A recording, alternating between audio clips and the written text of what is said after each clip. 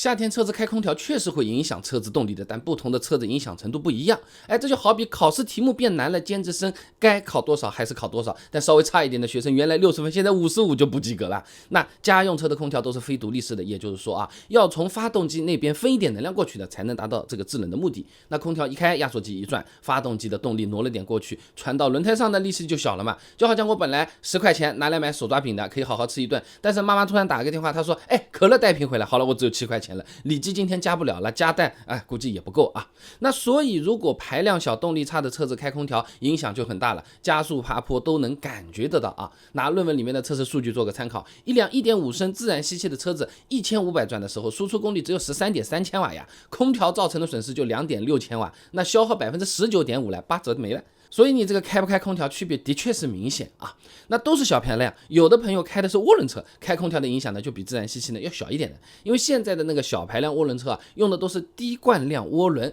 你就理解成这个风扇叶片它做的比较轻，转起来比较容易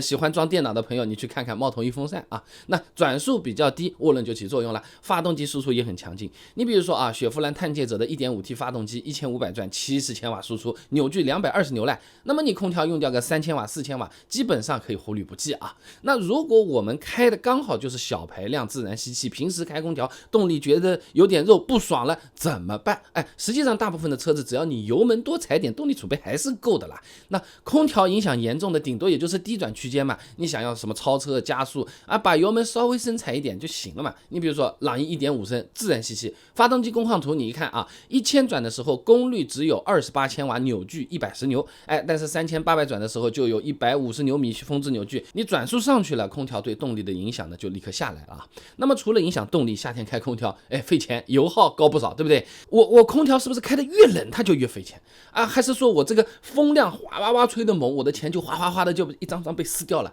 类似的视频我也做过，你点开我的主页搜索空调2个字就可以看得到了。